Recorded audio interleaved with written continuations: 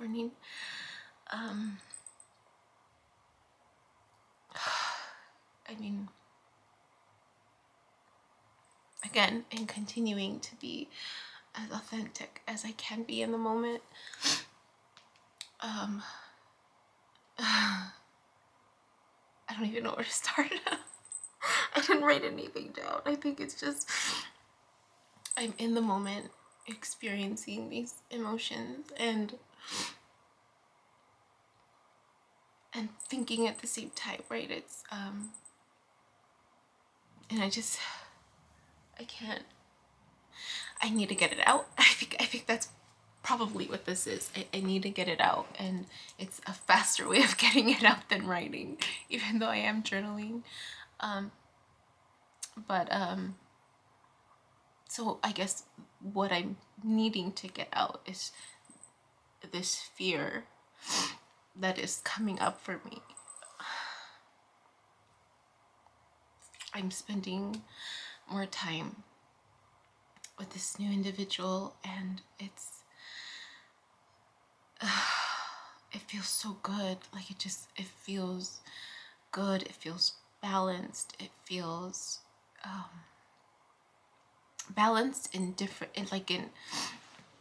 in not just the communication where it's easy back and forth, back and forth, back and forth. It goes beyond that. It goes with just the knowledge base, his awareness and connection to spirituality, which is, you know, something that I'm tapping into right now. And you know, and it's like when we communicate, it's this, in addition to the flow of the communication going back and forth, there's this learning experience that is happening simultaneously, where it's I'm learning from him as much as he's learning from me, and it's just so nice. It's nice and beautiful to witness, to be there to witness that. And I can only speak from my perspective, right? I haven't shared this with this individual for my own reasons, which are attached to fear. But this is what I'm experiencing with my interactions with this person. And just learning so much about this other world that, you know, he has experience in. And I really feel like this interaction, this encounter was like divine intervention almost. Like, and I did share with him that I felt like I was supposed to learn something from him. Like that's what it felt like. And then MJ shared also too in one of the morning messages this week about me needing to learn how to let love in. And that was one of the big lessons, right, that I needed to learn. It was just how to let love in. And then I wrote in one of my post-its was, how do I implement the lessons that I've learned, right, in my relationships with other people thus far, to allow that to happen.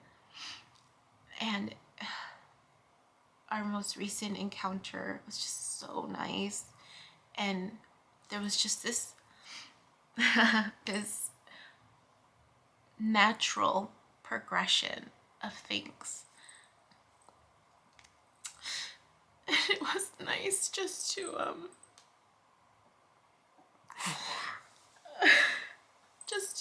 experience that, without forcing something to happen or planning for something to happen. You know, I mentioned in some of my other videos that I always fought for what I wanted, right? I always planned out what I wanted and I went for it. And here it just feels like it's, well, one, there's no expectation, right? There's no expectation aside from just being open to the possibilities. And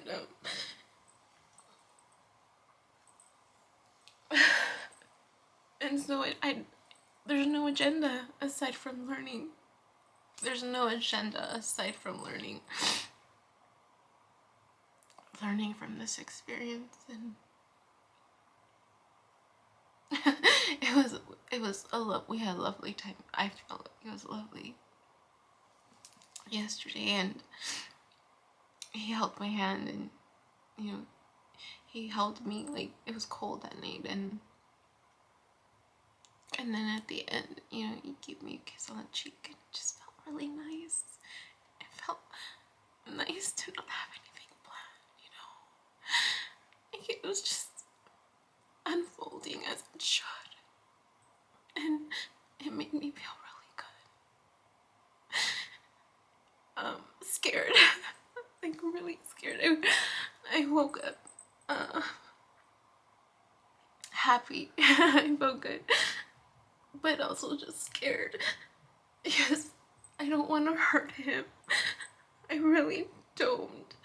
I know in my heart what the end outcome's gonna be, and I don't want to hurt him.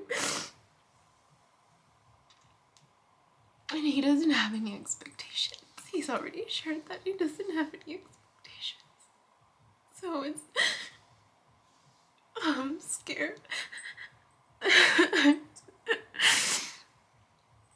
I'm scared. But it feels so good, It feels nice. It feels really nice. Like comfortable. It just feels so comfortable. And he shared that too. He's shared things that, he hasn't shared with anybody, and it just feels comfortable. So this is definitely a different experience for me, for sure.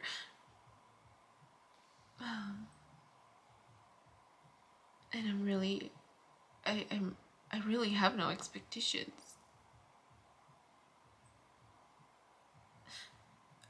Aside from learning, but I'm just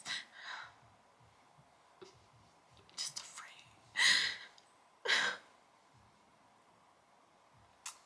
I really don't want to hurt him.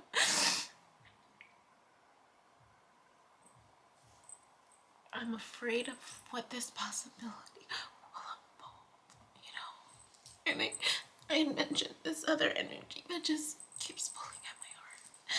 And I finally decided to, coincidentally, my morning meditation from the day before,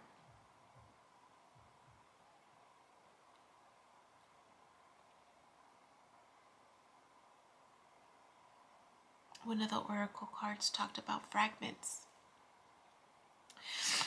and just how when the earth was forming, different parts of the earth fell apart and were gathered and crashed into each other, something like that, and it created the moon, and the gravitational pull from the earth kind of kept the moon together. So like the moon, part of the earth, fragments of the earth. And the oracle card talked about me needing to hold the fragments of myself, the parts of myself, to just hold them lovingly, whether it's myself or someone else. And then I remembered Miss Pema, and how she talked about sitting with the discomfort, right? It's clear that I can't get rid of this energy. It's very clear. I've made the intention every single moon cycle, every single time I've made this intention to let this energy go, and it keeps coming back. So then it's like, okay, I can't let you go. I'm just gonna hold you, I'm gonna sit with the discomfort. So instead of fighting it, instead of pushing it away, I'm embracing it. I'm just as a part of myself. and just sitting with it, making friends with it, acknowledging it as part of my truth. And once I did that in my meditative experience, once I did that, I felt better. I felt so much better. And then, I mean, you can't make this stuff up. I did my tarot shuffle, and one of the cards that came out was, gosh, I don't even remember what it, was it 4 or 5 of swords? 5 of swords, I think. And at the top it said truce.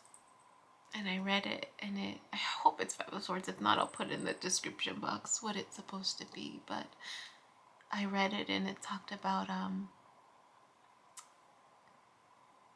Mercury in Libra or something like that, and then it said balance. It said balance, resolving problems. Balance, just making peace with it. Making peace with it. And then the I forgot what was in the middle. The star was actually the card that pulled out. The star. And I asked for clarification, and I got 3 cards, which was the truce. It was in the middle. I don't remember what was in the middle. And then it was the 3 of Pentacles. And the 3 of Pentacles reminded me of this new person because he's an artist. Yeah. And then the Oracle cards, I think I mentioned, we're supposed to be very specific with what we ask. I guess technically the Oracle cards help you connect to your higher self. So I asked my higher self, what do you want me to know? What do you want me to know? What do you want me to learn from this, right? 4 cards pulled out. It was all, I mean, the fragment card came up again, actually. Then there was consistency, and then there was potential at the end. And I shared these cards with this new individual also because there was something in me that said, you know what, there's been this pattern where people I interact with during the day, it might resonate, right? Something might resonate with them. So I actually did share this with this individual, and it resonated with him. I mean, we talked about it some more, and the more we talked about it, the more he was able to see that it resonated him in his own story, right? His own timeline. And it just goes back, it continues to validate this experience of all of us being interconnected, that we're all going through similar struggles. It just looks different, but the underlying concept or the underlying issue or concern is the same. Like we can connect at that level. It's just continued validation of what Miss Pema was talking about, what I've been learning, just how we all connect, and opportunities, right, to learn from each other in that process. So no more, me versus we. It's all of us really putting our part, pulling our own weight. Not bootstraps weight where, gotta rise to the top. It's more like, no, do the work, do the healing work, pull your weight and heal yourself so that we can then heal each other. And that's what keeps standing out. That's what keeps being validated with all of these experiences. I don't know. I just wanted to share that. And I feel better already. I feel so much better sharing that. Alright. Enjoy your day.